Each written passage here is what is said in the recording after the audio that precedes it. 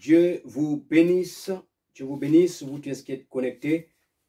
Dieu vous bénisse. Nous allons très rapidement partager une pensée que Dieu a déposée dans mon cœur. Une pensée très rapidement. Et sans plus tarder, je vais vous inviter à prendre vos Bibles dans le livre de Jean au chapitre 4.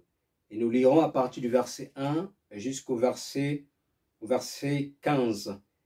Jean chapitre 4, à partir du verset 1 jusqu'au verset 15. Une longue lecture, mais ça va nous aider en fait à canaliser notre message. Donc, je lis la parole du Seigneur dans le livre de Jean, au chapitre 4, à partir du verset 1 jusqu'au verset 15.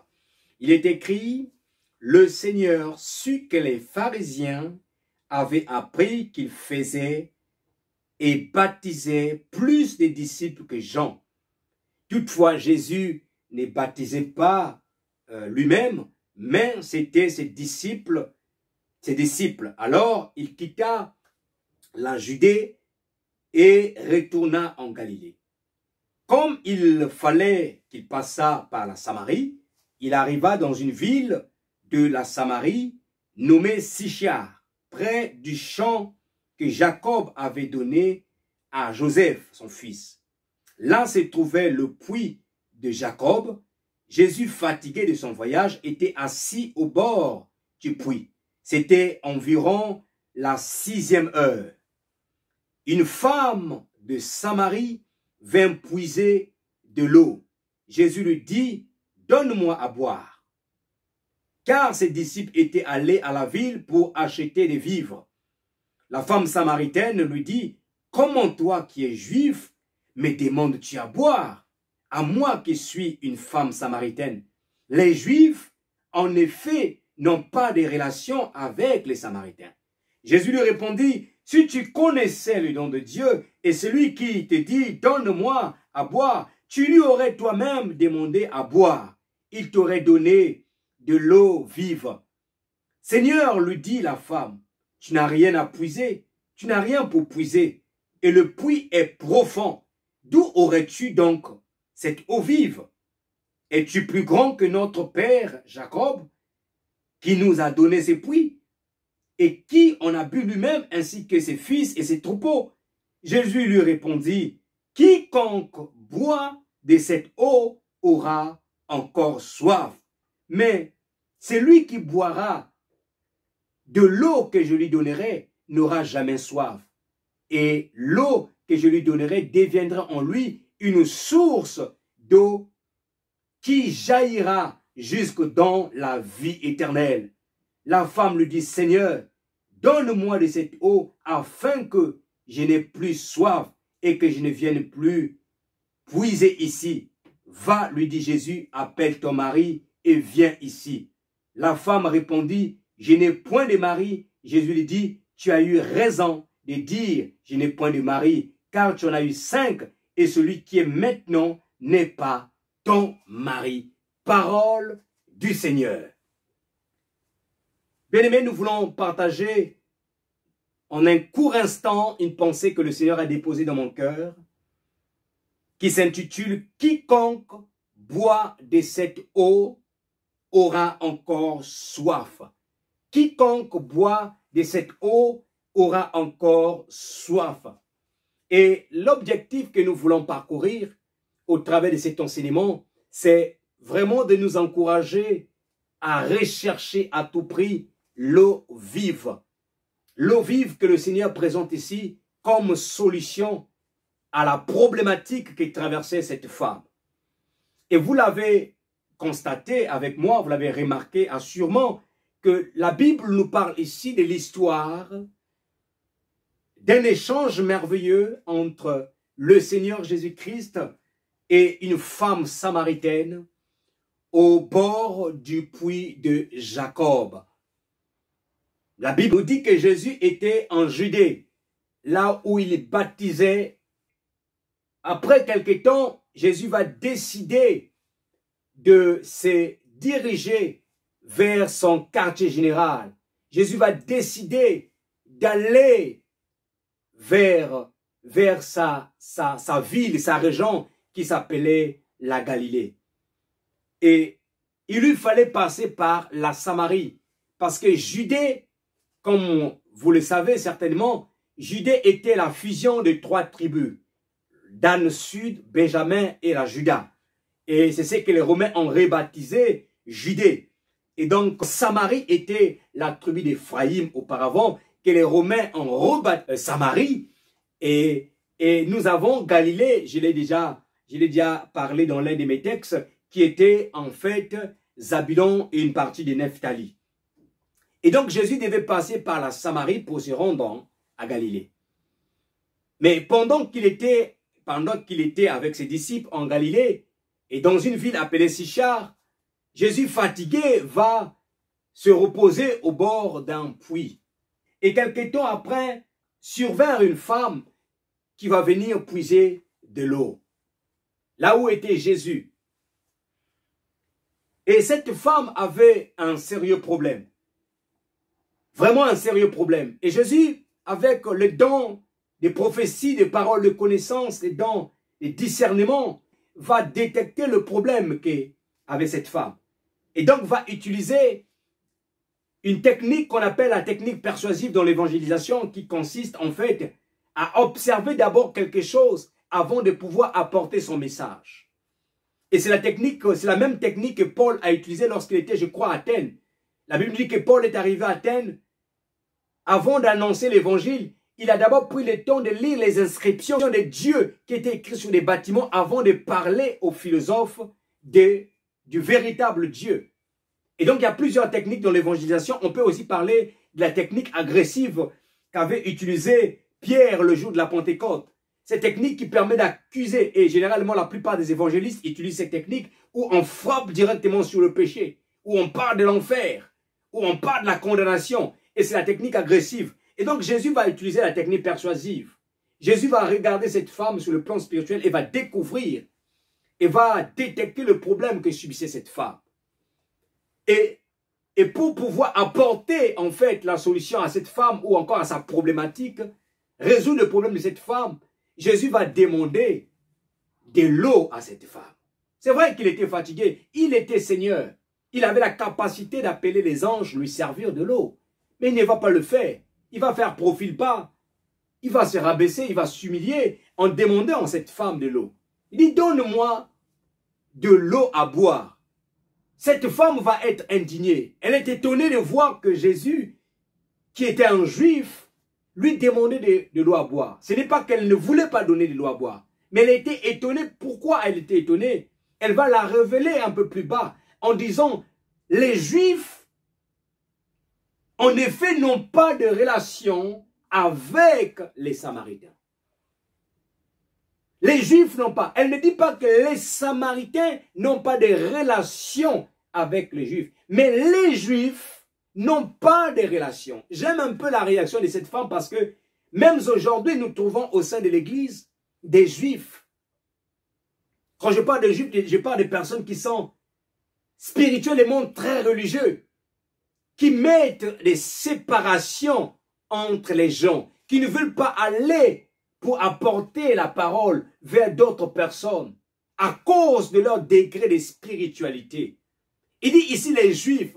Les Juifs étaient considérés comme des gens pieux, des gens qui priaient, qui craignaient Dieu. Et les Samaritains d'un côté étaient considérés comme des personnes qui ne craignaient pas Dieu, qui étaient des païens, qui étaient sales, qui étaient comme des cochons, qui se baignaient dans la boue. Et donc c'est comme ça que les Juifs ne collaboraient pas avec les Samaritains.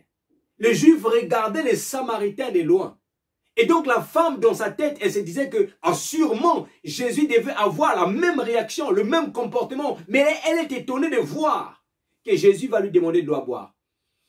En lisant cette histoire, je me dis donc un Juif pouvait se priver d'un besoin à cause de sa spiritualité. Et donc cette femme est étonnée. Et à cause de son indignation, le Seigneur Jésus va la répondre tout de suite en apportant à cette femme 2 messages. Et c'est ce message qui va être la base en fait, de la construction de notre exhortation aujourd'hui. Et nous allons nous appuyer sur ces deux messages pour construire et pour apporter en fait l'idée que le Seigneur veut nous communiquer au travers de cet enseignement. Le premier message que le Seigneur lui dit, nous sommes dans le verset 10. Jésus lui répondit, « Si tu connaissais le temps de Dieu », le premier message que Jésus communique à cette femme, c'était de l'emmener à comprendre ce que voulait dire être le don de Dieu. Qu'est-ce que le Seigneur voulait faire comprendre à cette femme, frères et sœurs? Et pour nous, qu'est-ce que cela veut dire? Jésus voulait faire comprendre à cette femme que il y a des gens qui sont comme des dons pour l'humanité. Que Dieu donne comme des dons à l'humanité. Et lorsque Dieu fait de quelqu'un un don pour l'humanité, cette personne ne regarde plus à l'apparence. Cette personne ne regarde plus à la couleur de peau. Cette personne ne regarde plus aux doctrines. Cette personne ne regarde plus à son appartenance culturelle. Ce que j'essaie de dire, c'est que lorsque Dieu fait de nous un don pour l'humanité, nous devons briser, nous devons passer outre les barrières doctrinales. Nous devons passer outre les barrières ethnographiques, les barrières culturelles, mais nous devons simplement nous mouler dans la volonté de Dieu, obéir à Dieu et aller là où Dieu nous envoie. Quand Dieu fait de toi un don pour l'humanité, en fait, tu dois simplement obéir à Dieu et aller partout où Dieu t'envoie pour aller apporter sa parole. Tu ne dois pas regarder la culture du peuple où Dieu t'envoie. La culture ne doit pas être pour nous un frein. La couleur de peau ne doit pas être pour nous un frein. L'ethnographie ne doit pas être pour nous un frein. Mais nous devons simplement apporter la parole du Seigneur. Et voilà ce que Jésus voulait faire comprendre à cette femme. Parce que lui, Jésus-Christ, était le don de Dieu à l'humanité. Et Jésus ne pouvait pas, il ne devait pas se permettre de se comporter comme les Juifs de son époque, les religieux. Parce qu'il était le don de Dieu. Dieu lui avait mandaté pour sauver les êtres humains. Dieu lui avait mandaté pour réconcilier l'homme avec lui-même. Et notre responsabilité, comme notre Seigneur Jésus-Christ, est d'annoncer la parole partout dans le monde entier. La Bible dit dans le livre de Matthieu au chapitre 28, verset 19, un texte que nous connaissons tous dans la plupart d'entre nous. La Bible dit, allez et faites de toutes les nations les disciples. Il n'est pas écrit, allez et faites des Français les disciples. Uniquement des Français. Il n'est pas écrit, allez et faites des Américains les disciples. Il dit des nations. C'est-à-dire toutes les ethnies qui se trouvent sur la surface de la terre. Français, Américains, Ivoiriens, Haïtiens, Guadeloupéens, Chinois. Allez et faites de toutes les nations les disciples. Et bien-aimés dans le Seigneur. Et parce que Jésus était le don de Dieu à l'humanité, il portait donc en lui la solution à tous les problèmes des hommes. Et donc le deuxième message que Jésus voulait communiquer à cette femme, c'est qu'il avait la solution à tous les problèmes. Et cette femme, effectivement, avait un problème. Elle ne savait pas. Elle avait un problème que le Seigneur voulait apporter en elle une solution. Vous êtes peut-être quelqu'un qui a un problème aujourd'hui qui vous engrange. Mais la solution à ces problèmes-là, vous allez les trouver là. C'est la même solution que Dieu a donnée à cette femme. Jésus dit par la suite, après l'avoir donné le premier message, écoutez le deuxième message maintenant. Jésus dit à cette femme, si tu connaissais, c'est lui qui te demande à boire. Tu lui aurais toi-même demandé à boire et il t'aurait donné de l'eau vive. Waouh! Deuxième message. Il avait la capacité de résoudre tous les problèmes. Et cette femme va lui dire, mais Seigneur, le puits est très long et tu n'as rien pour puiser. Où trouveras-tu donc cette eau vive que vous parlez? es-tu plus grand que notre père Jacob, qui nous a donné ses puits? Il en a bu lui-même, ses enfants, et il en a aussi fait boire ses troupeaux. Où trouveras-tu de cette eau? Et là, le Seigneur va l'interpeller. Le Seigneur, pendant que la femme insistait, ou pendant que la femme voyait les choses sur le plan naturel, le Seigneur était en train de vouloir ramener cette femme dans la véritable problématique qui était en elle, que lui, il était la solution.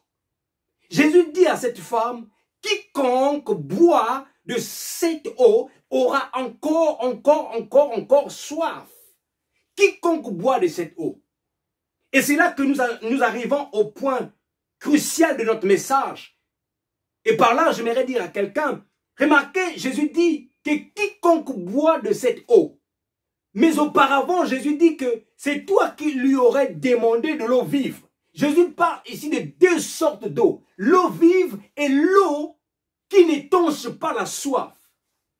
Et j'aimerais dire à quelqu'un que l'eau qui n'étanche pas la soif n'est pas seulement l'eau à boire, mais elle représente aussi un mode de vie qui ne glorifie pas Dieu. Elle représente aussi un problème que nous traînons depuis des mois, depuis des années, mais que Dieu seul peut nous apporter la solution.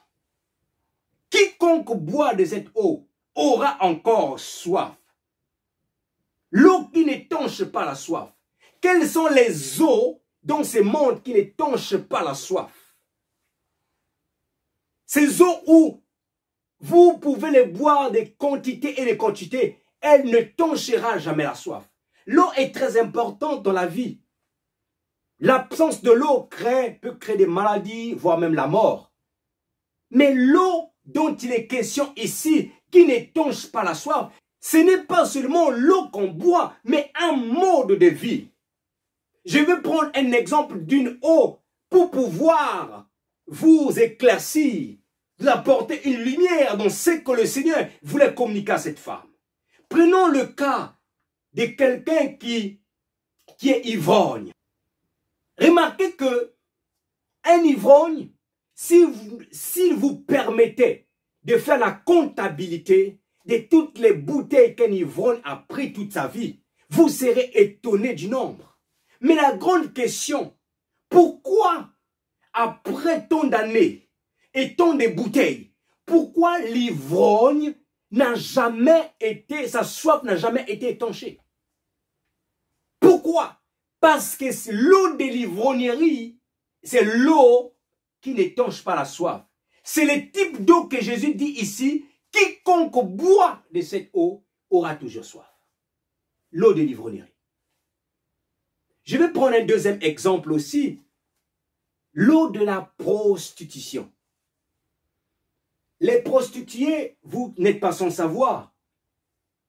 Aujourd'hui, on les appelle les professionnels des sexes. Mais remarquez le nombre de partenaires avec lesquels elles sont parties. Comptez le nombre de partenaires. Certains me diront, oui, mais ils ne les font pas pour étancher leur soif, ils le font pour l'argent. Il y en a ceux qui le font pour étancher la soif. Parce qu'elles sont possédées par des démons. Elles le font pour étancher la soif. Mais regardez le nombre de partenaires. Pourquoi leur soif n'est jamais étanchée? Pourquoi leur soif n'est jamais étanchée? Parce que c'est l'eau naturelle. C'est l'eau.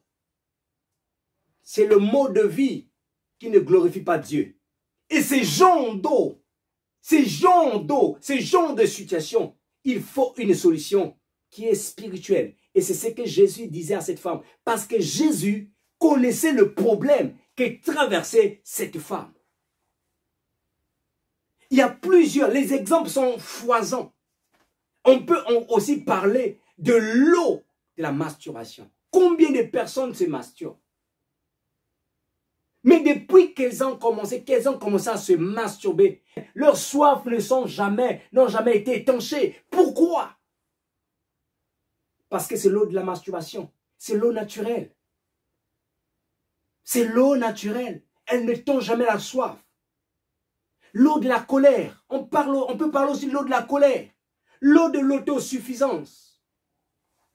l'eau de la délinquance, l'eau de la drogue, les gens qui se droguent depuis des années, mais qui continuent à se droguer, mais qui ne peuvent jamais dire « Oui, je me suis trop drogué, mais je vais arrêter de droguer. » Jamais. Pourquoi ils continuent? Parce qu'ils trouvent le plaisir là. Certains ont envie de se détacher, mais ils n'ont pas la force de se détacher. L'eau naturelle. Et l'eau naturelle a une solution. La solution, c'est celle que Jésus a dit à cette femme. L'eau de la vie. Jésus dit, mais celui qui boira de l'eau que je lui donnerai n'aura jamais soif. Et l'eau que je lui donnerai deviendra en lui une source d'eau qui jaillira jusque dans la vie éternelle. Quand Jésus te donne cette eau qui vient de lui, cette eau jaillira dans ta vie, jusque dans la vie éternelle. Donc l'eau de la vie est de l'eau naturelle. Cette femme voyait les choses sur le plan physique, alors que Jésus voulait le ramener sur le plan spirituel. Je ne sais pas pour vous, quelle est l'eau qui vous embête depuis des années. Est-ce que c'est l'eau de l'orgueil? Ça fait des années que vous êtes tellement orgueilleux. Vous vous êtes jamais dit non. Il est temps que je puisse être humble. Jamais. Vous aimez trop parler de vous, parler de vos diplômes, de vos parcours universitaires, parler de vos capacités, de vos dons. Vous voulez toujours vous mettre en avant. Jamais vous vous êtes interpellé en vous disant non, maintenant ça doit suffire. Je dois arrêter de parler de moi. Maintenant je dois valoriser les autres. Peut-être c'est l'eau de la haine. Vous êtes tellement haineux. Vous n'aimez pas les gens. Peut-être c'est l'eau de la luxure. Peut-être c'est l'eau de la jalousie. Je ne sais pas de quelle eau qui vous dérange. Mais ce qui est sûr et certain, quel que soit l'eau que vous buvez, quel que soit le problème que vous traversez, la solution reste la même. C'est que vous avez besoin de l'eau vive. Cette eau qui jaillit en nous et qui nous emmène jusque dans la vie éternelle. Cette eau, frères et sœurs. Dans le livre de 1 Timothée au chapitre 6, verset 9, la Bible, l'apôtre Paul va nous révéler encore une autre eau naturelle. Écoutez ce que Paul dit. Paul dit, mais ceux qui veulent s'enrichir tombent dans la tentation, dans le piège et dans beaucoup de désirs insensés et pernicieux qui plongent les hommes dans la ruine et dans la perdition. Car l'amour de l'argent est la racine de tous les maux. Plusieurs, quelques-uns en étant possédés, se sont égarés loin de la foi et se sont jetés eux-mêmes dans bien des tourments. L'apôtre Paul vient révéler ici une autre type d'eau naturelle, l'eau de vouloir toujours s'enrichir, l'eau de l'amour de l'argent. Est-ce que, bien aimé, je pense que certains se sont déjà posé cette question, comment se fait-il que quelqu'un qui a des milliards, il est capable de tuer des gens juste pour faire fructifier encore son business, juste pour gagner encore de l'argent, alors qu'il est déjà milliardaire? Pourquoi il n'arrête pas à investir et se dire que bon, les milliards, ça me suffit, ça va m'accompagner jusqu'au dernier jour de ma vie? Pourquoi continue-t-il jusqu'à même des fois tuer les gens pour gagner de l'argent? Parce que c'est l'eau naturelle, l'eau qui sont contrôlée des fois par des esprits impurs, des esprits méchants, l'eau naturelle.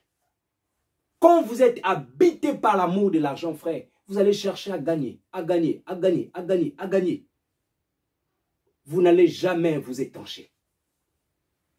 Mais il faut une solution spirituelle afin d'étancher, afin de considérer ce qui était pour vous comme des gains, ce qui était pour vous comme valeureux, comme étant de la boue.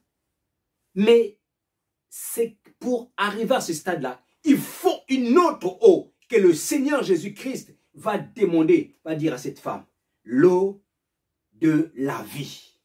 L'eau de la vie, bien-aimée dans le Seigneur. Dans le verset 15, la Bible nous dit, cette femme va dire à Jésus, donne-moi de cette eau afin que je n'ai plus soif et que je vienne plus puiser ici. Cette femme va soumettre sa requête à Dieu. Je vais dire à quelqu'un, bien-aimé, je ne sais pas, comme je le disais, quelle est l'eau qui vous dérange? Pour cette femme, son problème que Jésus avait détecté, c'était l'instabilité sur le plan amoureux. Jésus va révéler à cette femme, après avoir fait sa requête, Jésus va maintenant toucher son point capital. Jésus va dire, va prendre ton mari et viens. Et là, la femme va répondre à Jésus en disant, je n'ai point de mari. Et Jésus va lui révéler maintenant son identité des prophètes. Il va dire que tu as eu, en fait, non seulement qu'il va lui révéler son identité des prophètes, mais Jésus va aussi, maintenant, va lui révéler le véritable sujet qu'il avait commencé, du pourquoi qu'il avait animé à aborder cette femme.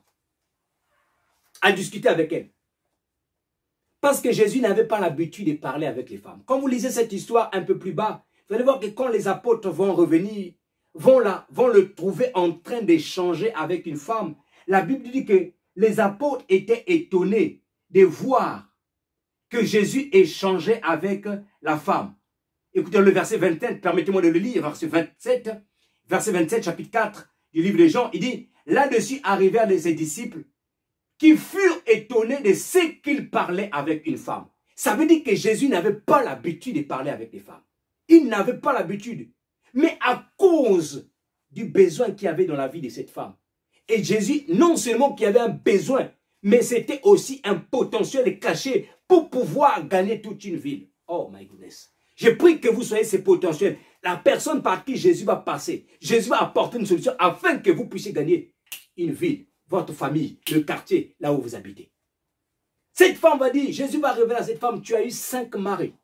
Et celui qui est avec toi n'est pas ton mari. Waouh! Instabilité amoureuse. Elle a habité avec, elle est sortie. Elle a habité avec un premier homme, deuxième, troisième, quatrième, cinquième, sixième. Waouh! 6 hommes. Elle a habité avec 6 hommes. Je pense pour ma part que une vraie femme a certainement besoin d'avoir un homme avec qui elle va vivre toute sa vie. Moi, je pense une vraie femme. C'est-à-dire qu'une femme qui a... C'est vrai, le monde, les choses ont évolué. C'est vrai, les gens vont me dire que les choses ont évolué. Il y a des femmes qui n'aiment pas. Je pense quand même que dans le fond de chaque femme, il y a quand même ces besoins-là. Parce que c'est comme ça que Dieu avait créé la femme. D'être à côté d'un homme qu'elle va aimer et qu'elle va donner des enfants.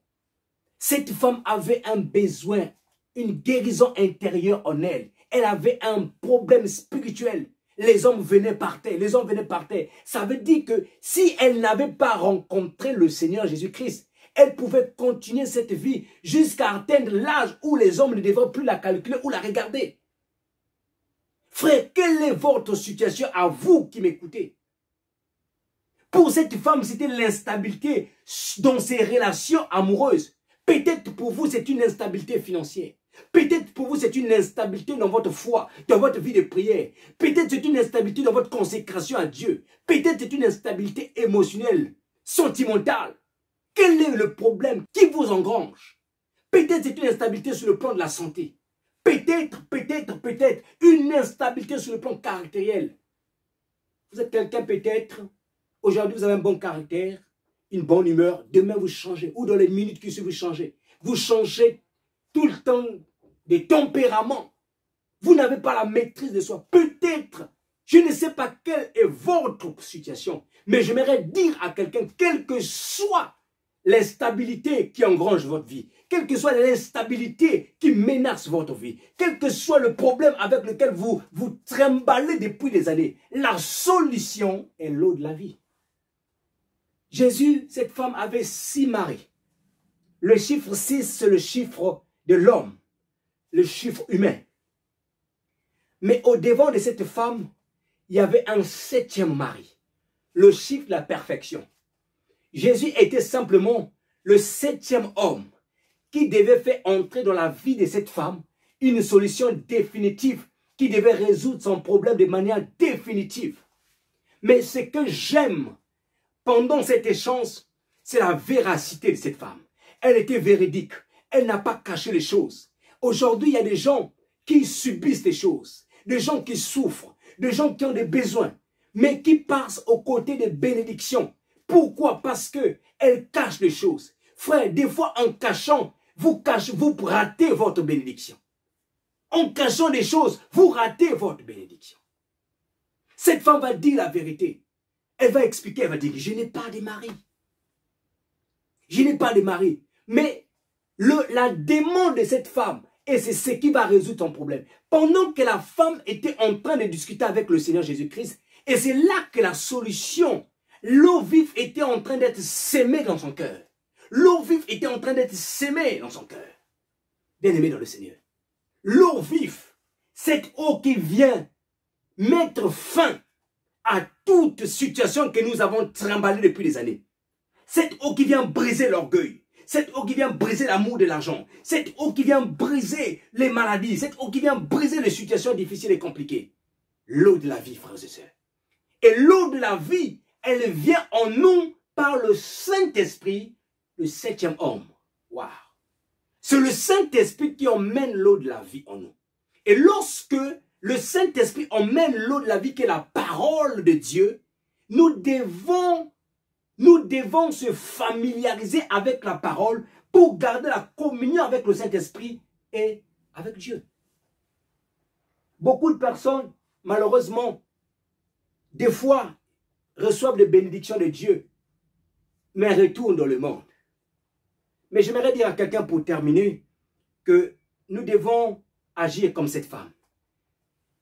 Quand l'eau de la vie est entrée dans le cœur de cette femme, elle a même oublié qu'elle était venue pour puiser de l'eau naturelle. Elle a laissé l'eau naturelle. Elle a couru dans la ville. Pendant ces temps, quand elle a couru dans la ville, les apôtres qui étaient arrivés vont proposer à Jésus de quoi manger. Jésus va leur dire, j'ai eu à manger, j'ai à manger une nourriture que vous ne connaissez pas.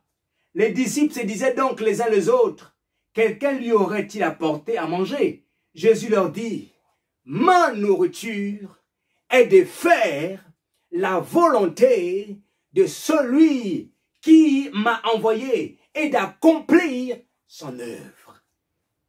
Parce que Jésus, il avait un fardeau pour les âmes. Jésus venait de gagner une âme.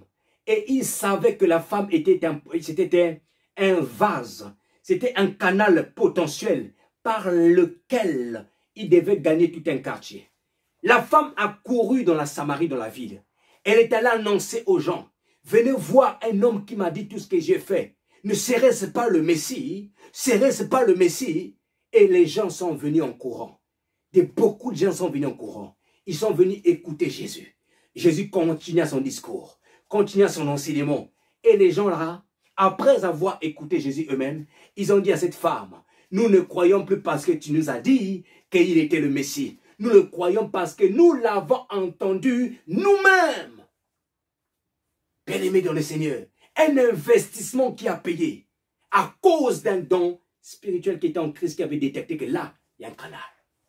Je vais terminer pour dire à une personne, quand Dieu te bénit, parce que Dieu va te bénir, toi qui es en train de m'écouter, Dieu va te faire du bien. Mais quand Dieu te bénira, quand Dieu te fera du bien, ne retourne pas dans le monde. Va témoigner, accroche-toi davantage à lui, va faire son travail. C'est comme ça que nous gardons les portes de notre bénédiction grandement ouvertes. Et si nous commettons l'erreur de retourner dans le monde, nous allons encore resserrer cette porte.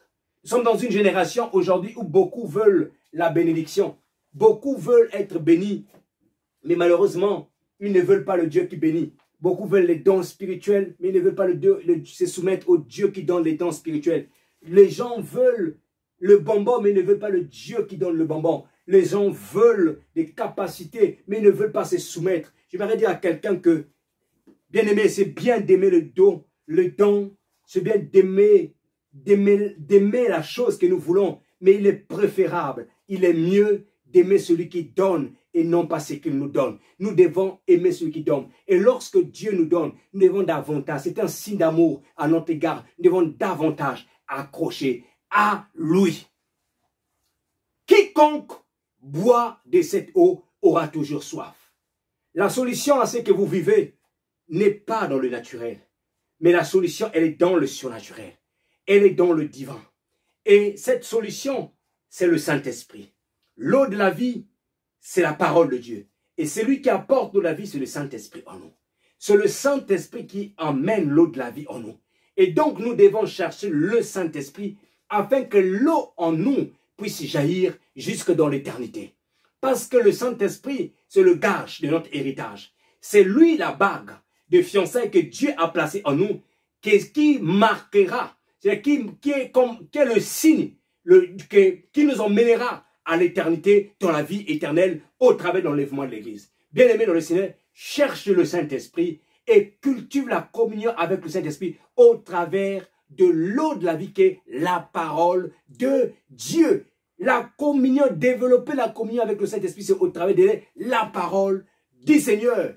Que le Seigneur Jésus-Christ vous bénisse richement et abondamment. Dieu connaît ton problème et il a la solution. Et aujourd'hui, il t'a donné la solution. L'eau de la vie, tu as besoin. Le Saint-Esprit qui emmène en toi la parole de Dieu.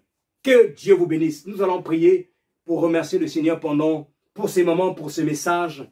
Et tu vas demander aussi à Dieu de t'aider à chercher de cette eau. Arrête de chercher des solutions qui sont naturelles. Décide-toi maintenant de chercher la solution spirituelle. Cherche le Saint-Esprit. Dans le nom de Jésus-Christ, là où tu es, élève ta voix maintenant. Commence à prier le Seigneur au nom de Jésus-Christ de Nazareth.